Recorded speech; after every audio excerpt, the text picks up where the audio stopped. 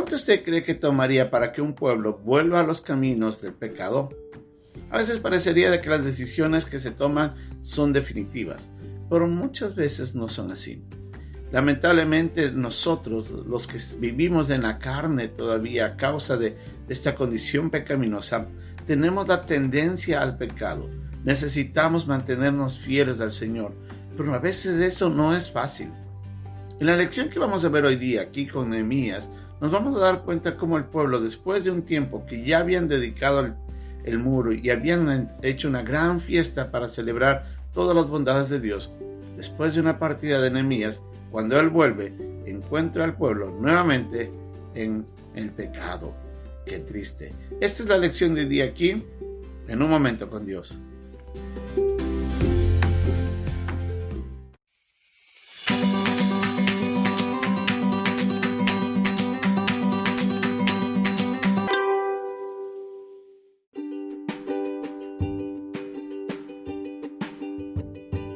El pasaje de hoy día se encuentra en el capítulo 13, versículos 1 al 9 de Nehemías.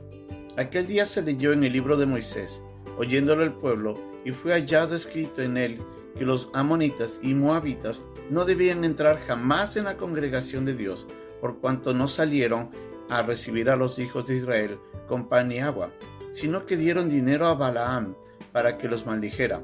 Mas nuestro Dios volvió la maldición en bendición. Cuando oyeron pues la ley, separaron de Israel a todos los mezclados con extranjeros. Y antes de esto el sacerdote Eliasib, siendo jefe de la cámara de la casa de nuestro Dios, había emparentado con Tobías, y le había hecho una gran cámara, en la cual guardaban antes las ofrendas, el incienso, los utensilios, el diezmo del grano, del vino y del aceite, que estaba mandado dar a los levitas, a los cantores y a los porteros, y la ofrenda de los sacerdotes. Mas a todo esto yo no estaba en Jerusalén, porque en el año 32 de Artajerjes, rey de Babilonia, fui al rey, y al cabo de algunos días pedí permiso al rey para volver a Jerusalén. Y entonces supe del mal que había hecho Eliasib con consideración a Tobías, haciendo para él una cámara en los atrios de la casa de Dios. Y me dolió en gran manera, y arrojé todos los muebles de la casa de Tobías fuera de la cámara, y dije que limpiasen las cámaras, e hice volver allí los utensilios de la casa de Dios, las ofrendas y el incienso.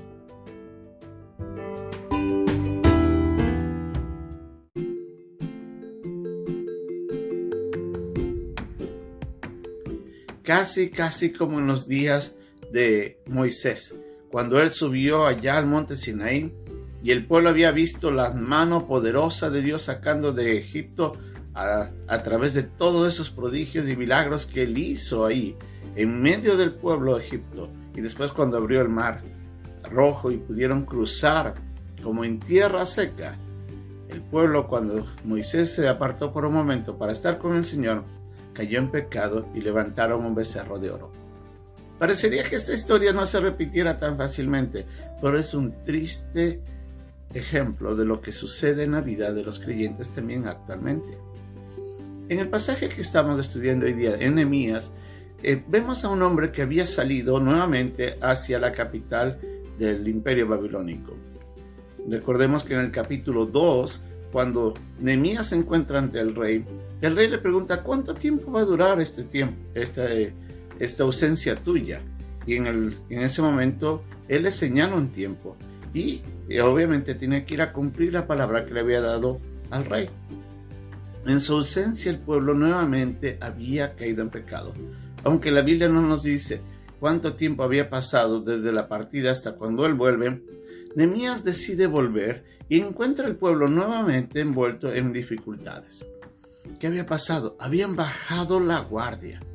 En ese instante, cuando él llega, nos dice en el capítulo 13 de Nehemías de que estaban leyendo la ley y encuentran nuevamente de que ellos tenían que haberse separado de los pueblos extranjeros. No habían tenido que desarrollar relaciones con ellos. Y esto había sido un problema constante.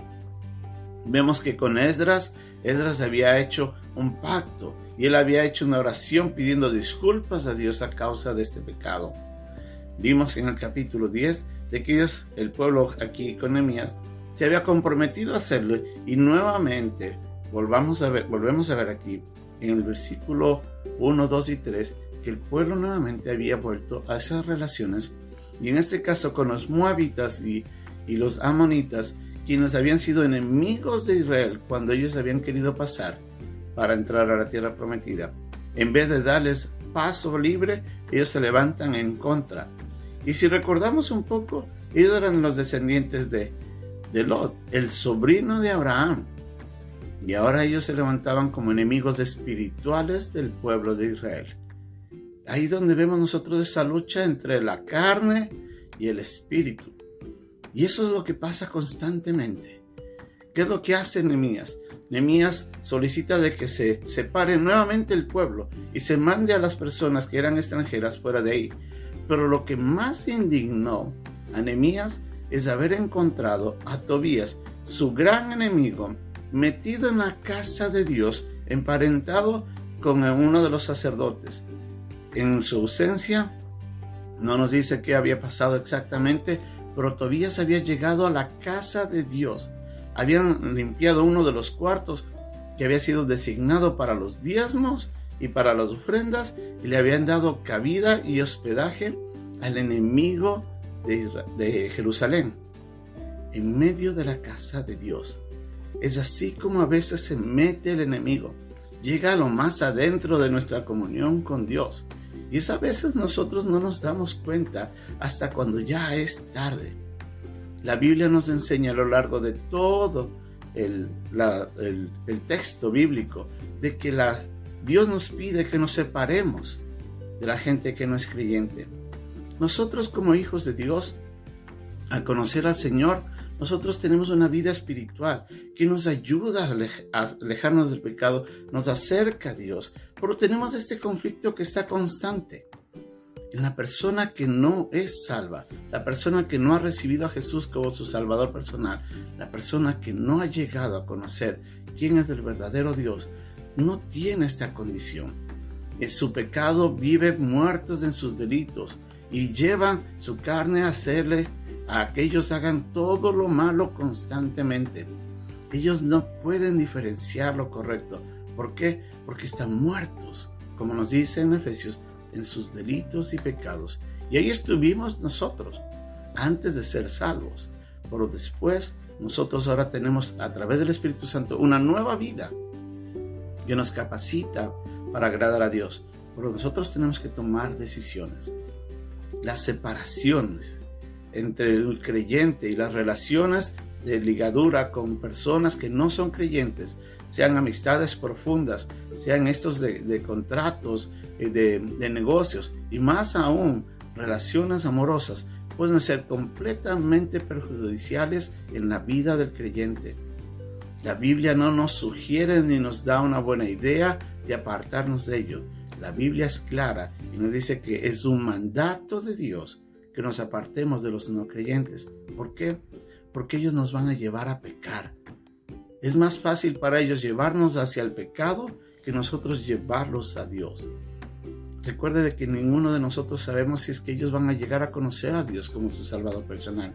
Y ahí es donde jugamos nosotros un grave riesgo al exponer nuestra santidad y dejar de que ellos nos influencien y nos alejen de Dios. Tobías había entrado a la casa de Dios, imagínense. Había profanado el lugar que había sido designado solamente para los levitas, y él se había instalado en la misma casa de Dios, en el centro de la adoración del pueblo. ¿Cómo usted cree que no va a afectarnos a nosotros si no entramos en relaciones que no son apropiadas? Le animo a que realmente considere cómo evalúa usted las relaciones con las personas no creyentes. Busque al no creyente para ayudarlo, sí. Aliéntelo a buscar a Dios. Háblele de Cristo. Preséntele el Evangelio.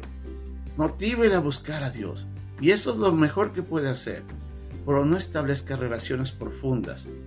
Y mucho menos se comprometa con ellos, porque ellos le pueden hacer mucho más daño de lo que usted pudiera hacer para ayudarles a ellos.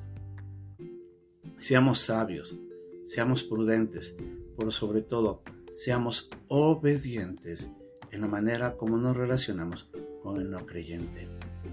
No es una buena idea, no es una sugerencia, es un mandato de Dios. Que Dios nos ayude a revisar cómo están nuestras relaciones con las demás personas, quiénes son nuestros mejores amigos. Si usted quiere establecer relaciones firmes, busquen creyentes fieles, maduros.